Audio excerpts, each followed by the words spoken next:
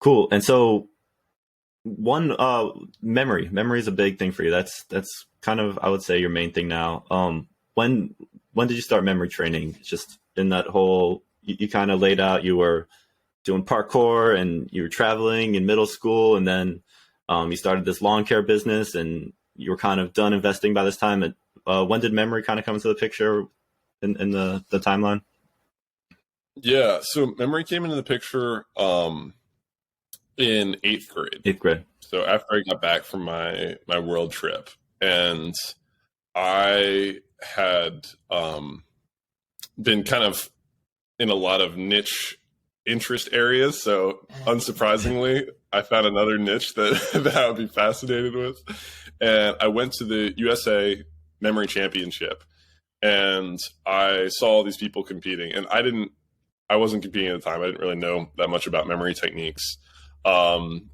And I met this guy, Alex Mullen, who was the second place finisher in the competition. And he went to Johns Hopkins, which was like right nearby. And I thought it was like really cool to meet this guy and meet all these other memory athletes. And just find that there's this whole community of people that were practicing techniques to improve memory, and that they were actually effective, because, you hear about all sorts of like cool techniques that you can improve some area of your life, and like 95% of them just don't really work. Memory techniques was an exception. And I started to do training myself, and realizing that I could do all these things that I didn't think were possible. And so I would just start, and I'd be memorizing like numbers, for example, and memorizing numbers outside of like 7 to 9 digits, which is like the normal human digit span, just seems impossible. It's like, how can anybody possibly do that? And once I learned the techniques, I would memorize like in 5 minutes. I was like, okay, I got, 90 digits. And then I was like, oh, I could push that even further, like 180 digits, 300, 400. And I just kept seeing my brain achieve all these incredible things I didn't realize I could do. And so it was just a really cool experience that I've had both in memory and in fitness and other areas where you are able to kind of show yourself you can do something that you didn't think you could. And then there's this like a sense of excitement and mastery and progress that sort of comes from that. And so that's what really got me hooked on it initially.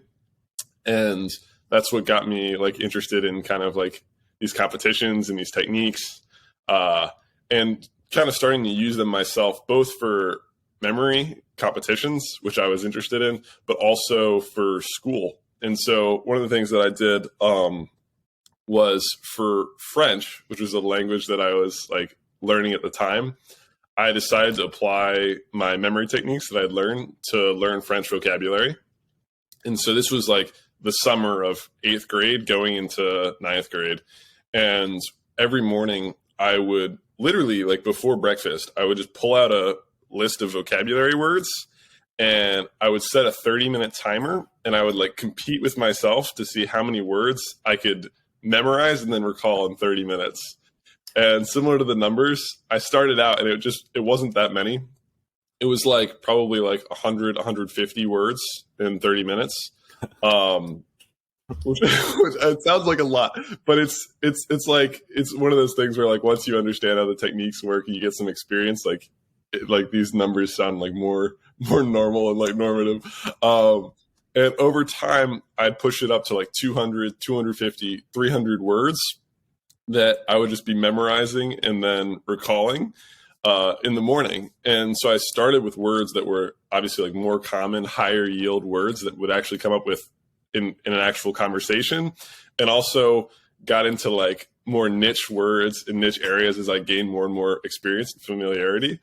And by the end of a month, I had racked up thousands of vocabulary words in French, which was just ridiculous. And I didn't think I could do that at all.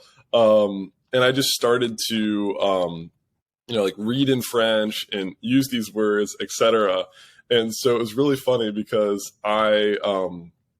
I'd missed a year of French in 7th grade. In 8th grade, I was still like in French 1. And then I took my placement test in August because I was going to a new school, McDonough School, in Owings Mills, Maryland. And I placed, instead of being in French 1 or French 2, I placed into French 4 honors at McDonough. I was like, oh, that's cool. And part of that was because the placement test that they had was like, please describe a scene. And it was like a camping scene. I remember it was a camping scene of like, there's mountains and there were sleeping bags and tents. And I remember during my French training, I had one of these like elaborate camping scenes in my book that had every single thing labeled, and I memorized that for practice. And so when I was in my placement test, I was like, well, we can see them like here by their sleeping bag with their tent pickets, like holding up the line to their tent. So I had a lot of niche words that were like perfectly aligned, and they were like, what the heck? Like, how does he know all these niche vocabulary words?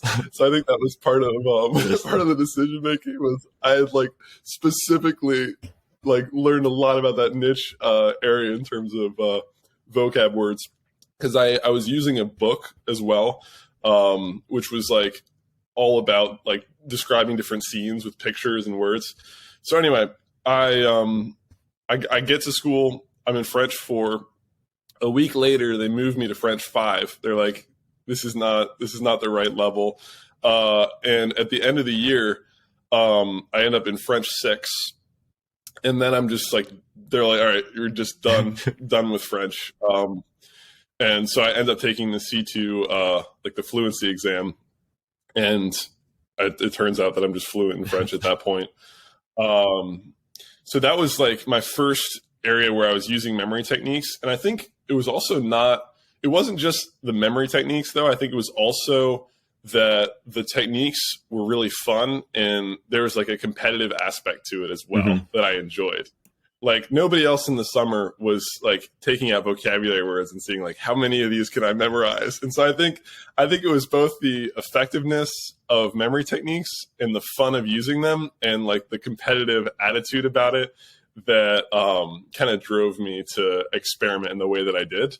And I think that's kind of what enabled that, as well as the effectiveness of the techniques. Like if I hadn't known them and I were just like studying like a normal person studies like on Quizlet or something, obviously that wouldn't have been fun at all, and I wouldn't have done that. Right. So I think it's both the effectiveness and also the fun of using it and kind of the related aspects. Yeah, definitely. I want to put a couple things you mentioned into perspective, just since, I mean, you've taught me the memory techniques, so I'm nowhere near as good as you are, but I know how it works and I know how to do it. I have a lot of fun doing it too, but I don't think everyone understands like how it actually works. So when you're saying that you're memorizing 90, 180, 300, 400 word numbers in 5 minutes, that's the way that works. Is that there's software that prints random strings of digits. So exactly. Yeah, so it's, and yeah, like most people struggle to memorize a phone number, which is 10 digits. That's just above like what most people can remember easily. So you take that, which is a hard feat for most untrained people, and then you what is that, 50x it? Yeah, exactly. And there's strategies and ways to do it that make it a lot easier, right, obviously. And then I also just wanted to put the words into perspective too. So you're memorizing as many words as possible in French, 30 minutes a day before breakfast, you're saying. And it's there, for me, when I started memory techniques, I really realized how like finite any language is. Like if you know 1,000 words of a language, like you can kind of get around. I know my parents went to the Peace Corps in Papua New Guinea, and the language that they learned there only had like 900 and something words. So that's not a lot of words. I know 2,000 words and you're like conversational. I think 10,000 words and you're fluent. And then like, I think it's like 80,000 words or something like that. And at least in English, these numbers I read a while ago, so they might be off, but they're ballpark right. But 80,000 words is like you're a researcher. You've been writing research articles for your whole life. So that's like those kind of people. So in a summer, how many words of French would you say you memorized total? Just from your 30-minute daily routine?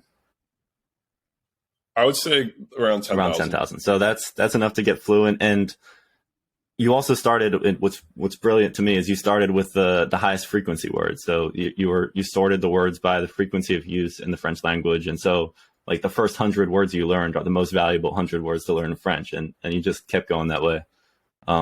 Yeah, I did it kind of blended. So that's what I did to start for like the first 2,000 words.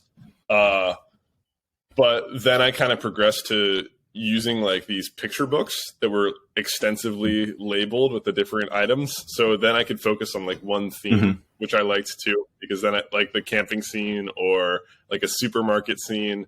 And so I did both. I started with the frequency list, but I also think there was like a benefit to doing it by theme, because then it's like you can kind of learn everything in a specific category. There's something nice about that too. So I did both. Yeah. For sure. And also frequency lists. The one thing that was annoying about using a frequency list was that they have words in there that, depending on the list that you get, that will be kind of like filler words or words that are like obvious, that are like the word "the" will be like on a frequency list, or the word like "he" or "him." And so some of those you kind of have to skip over because like you already know them. But for the most part, I would say that can give you a really good like ballpark of where you need to be for the first like 2,000. And then once you're past that, I would say focusing on like topic areas, like a specific theme that's high frequency, was really beneficial for me because I liked being able to learn everything about one area and then kind of move on. So it was like, at least logically, it was kind of grouped in my head. So like for one day, I had the camping scene day, which is the story that I told, but also like a day like in a house, and then you learn everything in the house, and then a day in the kitchen. So there's different ways to do it, and frequency I think is really beneficial, like at the start, and then I think it's cool to have categories so that you kind of are thinking of things in terms of their meaning and like groups of meaning as well. Yeah, definitely.